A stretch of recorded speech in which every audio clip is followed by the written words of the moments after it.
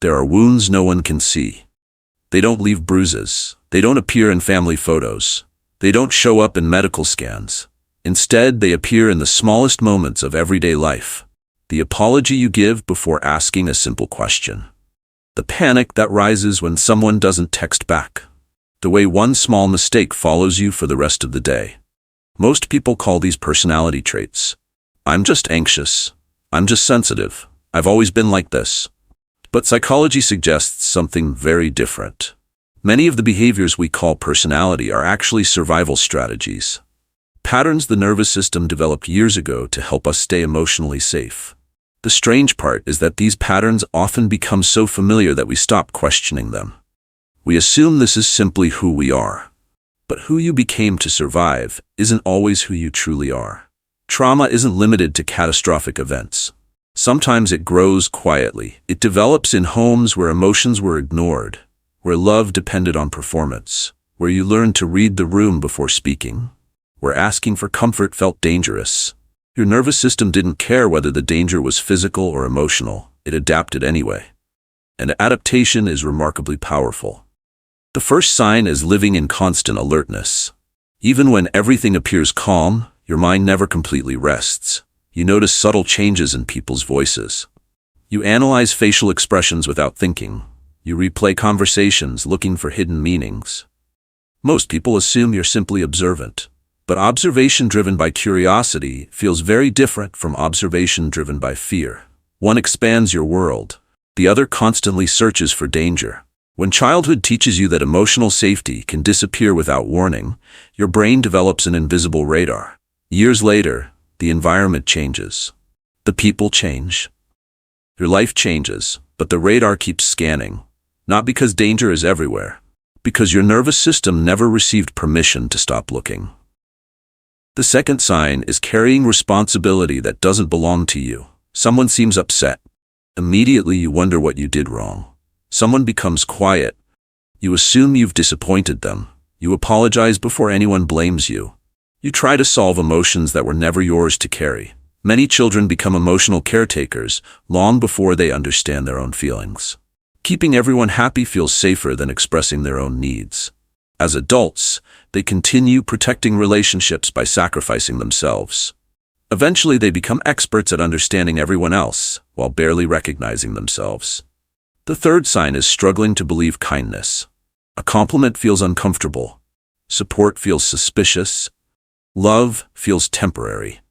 Instead of relaxing into healthy relationships, part of your mind quietly prepares for disappointment.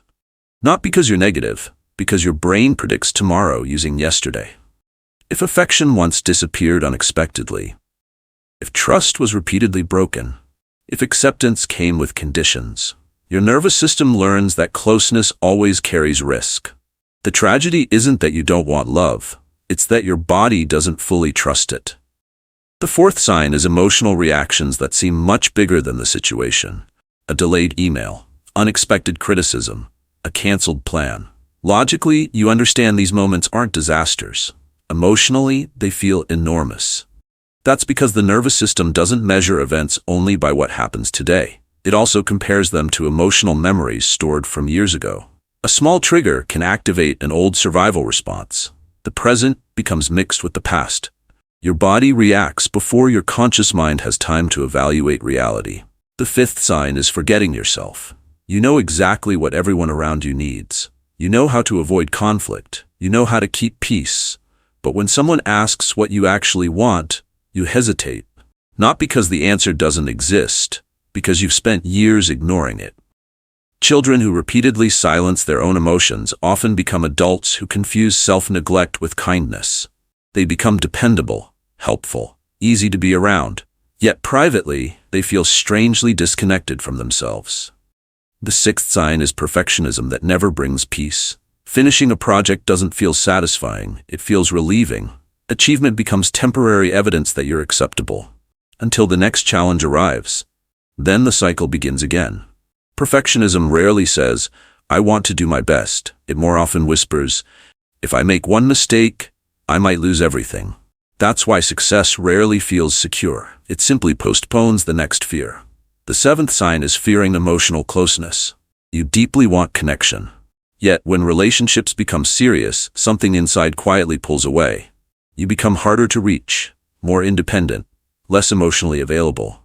Distance feels safer than vulnerability. Many people mistake this for enjoying solitude. Sometimes it is, but sometimes solitude is simply the safest place the nervous system knows. The walls built to keep pain outside eventually keep love outside as well.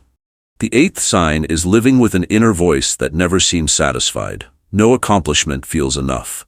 No progress lasts very long. The smallest mistake becomes proof that you should have done better.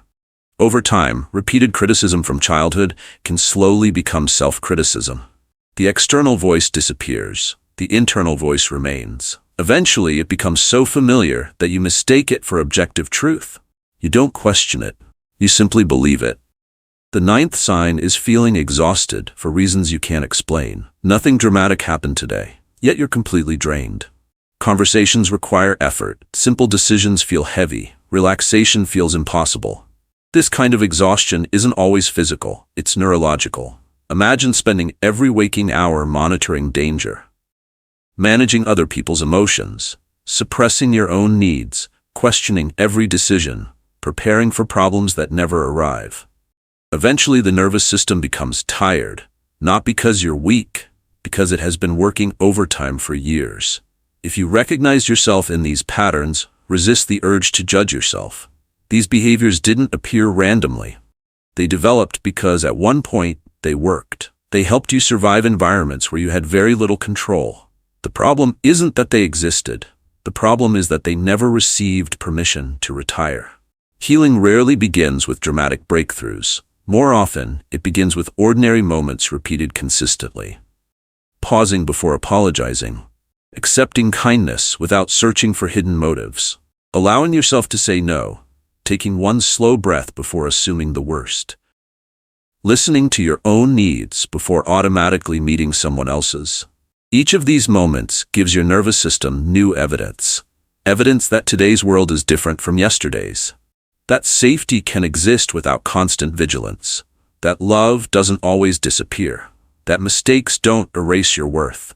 Healing isn't convincing yourself that nothing bad will ever happen again. It's teaching your brain that you no longer have to live as though every moment is an emergency. Your past explains many of your reactions, but it doesn't have to define your future. The child inside you did exactly what they needed to do. The adult you are becoming has something different to learn. That surviving isn't the same as living. And perhaps that's the greatest transformation of all. Because real healing doesn't happen the day you forget your past. It happens the day your nervous system finally realizes it no longer has to protect you from a world that isn't there anymore. If today's video helped you see yourself with a little more understanding, let us know which sign resonated with you most. Someone reading your comment may realize they're not alone for the very first time. And if you're ready to continue exploring the hidden psychology behind human behavior, subscribe and join us for the next journey.